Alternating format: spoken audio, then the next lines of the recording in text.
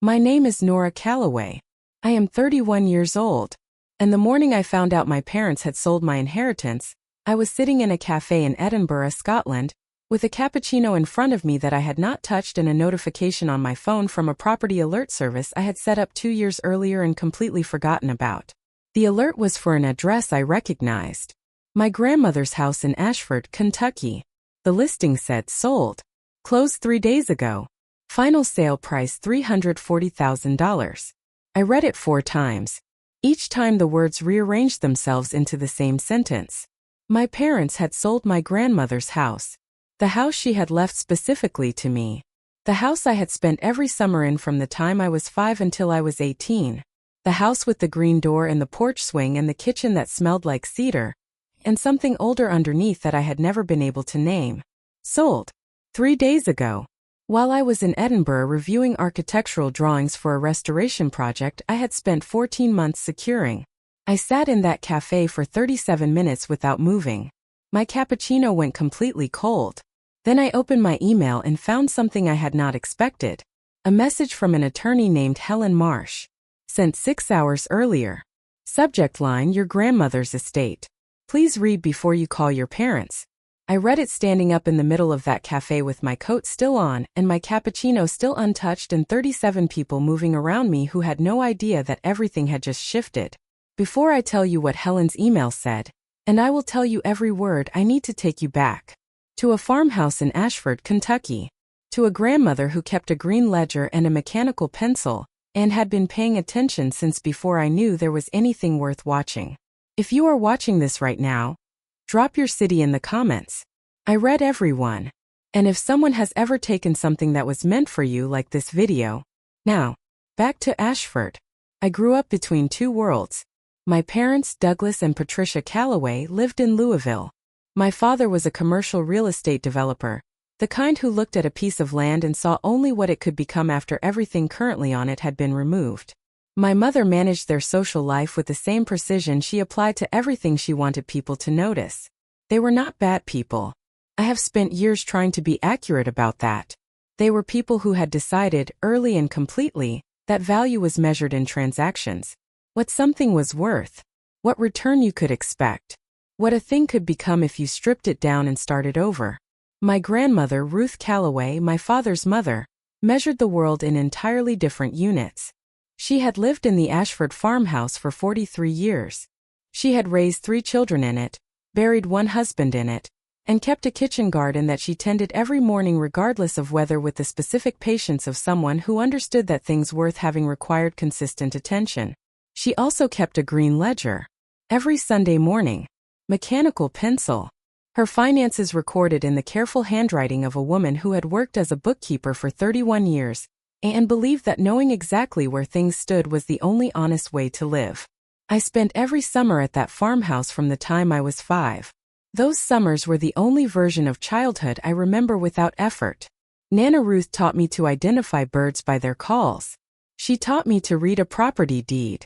She taught me the difference between what something was worth on paper and what it was worth in practice. She kept every receipt, every contract, every document in a filing cabinet in the study that she called the evidence. She said, "Nora, the people who love you will show you, but the world will test you. The evidence is what you have when the test arrives." I was 12. I thought she was being dramatic. She was not being dramatic. My father had wanted to sell the farmhouse for as long as I could remember. Every few years the conversation surfaced. Someone had made an offer, a developer was interested, the land value had increased, the timing was right. Every few years Nana Ruth ended it with the same 2 words. Absolutely not. She said it without raising her voice. She said it the way people say things that are already decided. My father never argued with her directly. He had a specific talent for patience when patience was financially motivated. He would nod. Change the subject. Wait for the next opportunity. I left for college at 18. Architecture program at the University of Virginia. My parents drove me to campus, helped carry 2 boxes, and were back on the highway before dinner. Nana Ruth drove 4 hours alone. She helped me hang curtains. She brought a tin of shortbread she had made that morning. She sat on my dorm room bed and said, "You are going to build things that last." I know it because you are the only one in this family who has ever understood that some things are worth keeping exactly as they are. She died 3 years later. Quietly. In her own bed. I flew home for the funeral. At the reading of the will, the farmhouse and all its contents were left to me. Specifically. By name. With a note from Nana Ruth that said, "Do not let them tell you what it is worth. You already know." My father's jaw tightened when the attorney read that line. My mother looked at her hands. I flew back to my final year of university 3 days later. I had no idea that the most important thing Nana Ruth had done was not in the will. Helen Marsh's email was 4 paragraphs. I read it in the Edinburgh Cafe standing up with my coat on. Then I sat down. Then I read it again. Then I called her. She answered on the second ring. 62 years old. I would learn later that she had a voice like someone who had spent 40 years saying difficult things to people who needed to hear them and had developed, over those 40 years, an economy of language that did not waste a single word. "Miss Calloway," she said, "I am glad you called. I need to tell you some things before you speak to your parents." "The house was sold," I said. "Yes," she said. 3 days ago. Your parents arranged it with a developer who has been interested in the land for several years. The sale closed quickly. They had been preparing it for some time. "It was left to me," I said. "In the standard will, yes," she said. "But your grandmother came to me 8 years ago. She was concerned that the will alone would not be sufficient protection. She was specifically concerned about what would happen to the property if she was no longer there to defend it, and you were not immediately present to do so yourself." I pressed my hand flat against the cafe table. "What did she do?" I said. "Helen told me. 8 years ago, Nana Ruth had quietly filed a deed restriction on the property. Not a trust, a deed restriction. A legal covenant attached to the title of the land itself, recorded with the county, that specified the property could not be sold, transferred, or developed without the written consent of the named beneficiary. The named beneficiary was me. The developer's attorney discovered it during title review," Helen said. 3 days before closing. "The sale cannot proceed. The deed restriction is recorded and valid, and your parents cannot override it without your signature." "They did not know," I said. It was not a question. "They did not know," Helen confirmed. "Your grandmother filed it without telling anyone. She came to my office on a Tuesday morning 8 years ago, filed the paperwork, paid the fee in cash, and told me, and I am reading directly from my notes, 'My son will try to sell this after I am gone. My granddaughter will be somewhere building something and she will not be watching. Make sure the paper is filed before anyone thinks to look.'" I sat in that Edinburgh cafe with Helen's voice in my ear and 37 people moving around me and a cappuccino that had been cold for 40 minutes, and I thought about a woman who had kept a green ledger and a mechanical pencil and called every document she kept the evidence. She had filed the paper 8 years ago. She had been waiting for exactly this moment. "What happens now?" I said. "Now," Helen said, "nothing happens without you. The sale is void. The developer has been notified. Your parents have been notified. And I have been waiting for you to call." "How long have you been waiting?" I said. "Since Tuesday," she said, "when the title search found the restriction. I sent you the email as soon as I confirmed your contact information." "My grandmother gave you my contact information?" 8 years ago," Helen said. "She updated it every time you moved. The last update was 14 months ago. Your Edinburgh address." I looked at the window of the cafe. The Edinburgh street outside. Gray morning. People with umbrellas. A city I had come to because of a restoration project I believed in. My grandmother had known my Edinburgh address. She had been updating it for 8 years. She had been watching the whole time. My father called at 11 a.m. Edinburgh time. I let it ring. He called again at 11:14, then 11:31, then noon. At 12:15 I answered. His voice was the controlled version, the one he used in negotiations when the other side had more information than he had expected. "Nora, I assume you have heard from someone." "Helen Marsh," I said. A pause. "We were going to tell you. The sale closed 3 days ago," I said. "You were going to tell me after the money was in your account." "That is not. Dad." He stopped. "The deed restriction," I said. "Did you know it existed?" A longer pause. The kind that answers the question. We had the property assessed, he said finally. The title search should have. It found it, I said. 3 days before closing. That is why you are calling me. He had no answer. I am going to need some time, I said. Do not contact the developer. Do not contact Helen. Do not do anything with that property until I have spoken to my own attorney. Nora, be reasonable. I am being extremely reasonable, I said. I am in Edinburgh. You sold my house while I was in Edinburgh. I am being remarkably reasonable. I hung up. My hands were steady. That surprised me. I ordered a fresh cappuccino. Drank it while it was still hot. First time that morning. Then I called my own attorney. I flew back to Kentucky 3 weeks later.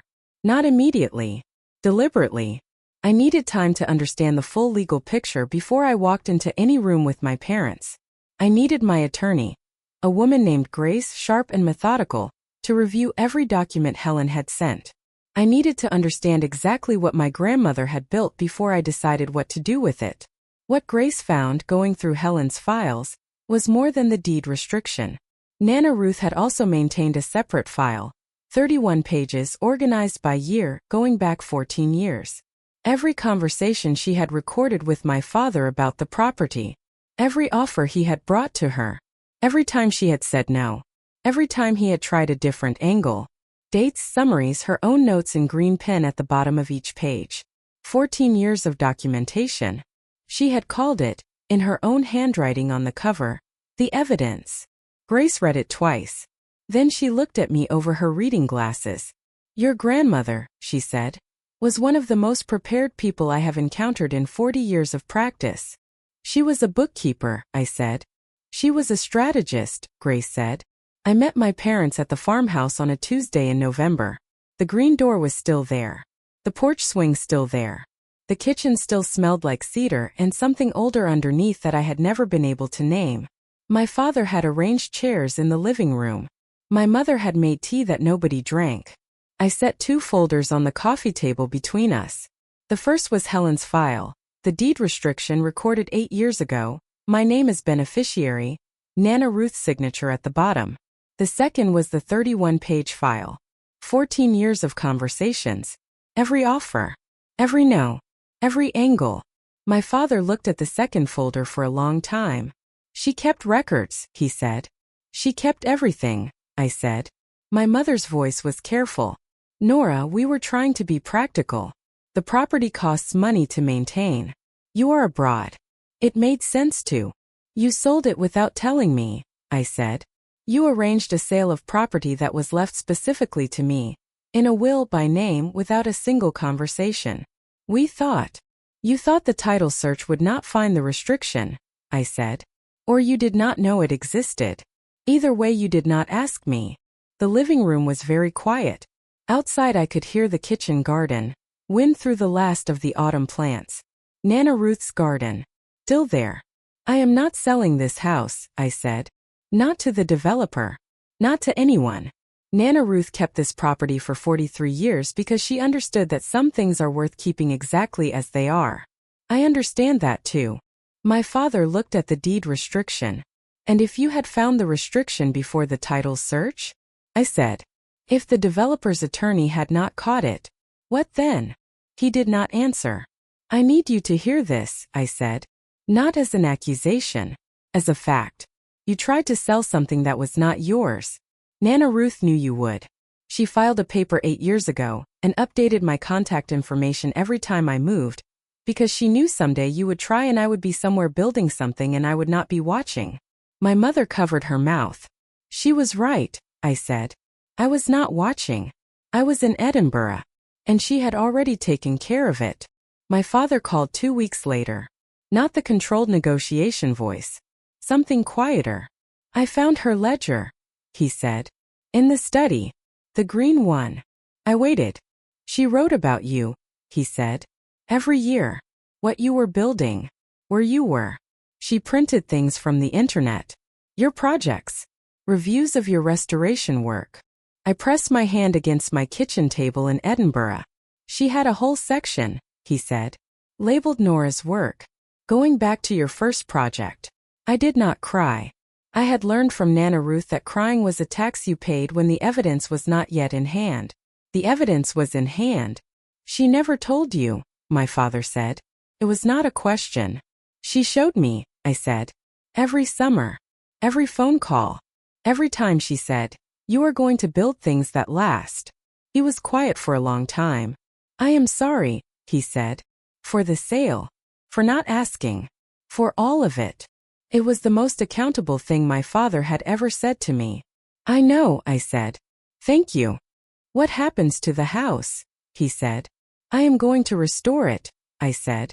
It is what I do. I flew back to Ashford in January. The farmhouse needed work. The roof had been deferred for 3 years. The kitchen garden had overgrown in the places Nana Ruth used to tend every morning. The porch swing needed new chains. I started with the roof. Then the kitchen garden. I did not replant it the way someone else would have. I replanted it the way Nana Ruth had kept it. The same herbs, the same layout, the same specific attention she had given it every morning regardless of weather.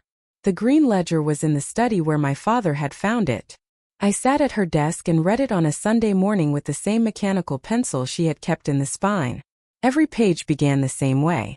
The date, the weather, the finances. And then, at the bottom, a few lines about whatever mattered that week.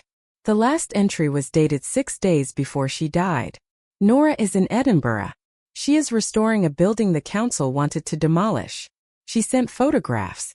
The stonework is extraordinary. She sees what other people cannot see in things they have already given up on. The paper is filed. The evidence is ready. She will be fine. She always was. I sat at her desk for a long time. Then I picked up the mechanical pencil, opened the ledger to the next blank page, wrote the date at the top, the weather outside the window, and at the bottom 4 lines. The roof is fixed. The garden is replanted. The green door is still here. I am home. My name is Nora Calloway. I am 31 years old. My parents tried to sell my inheritance while I was in Edinburgh. They did not know about the paper. Nobody knew about the paper except Helen Marsh and one woman who had kept a green ledger and a mechanical pencil and updated my contact information every time I moved for 8 years.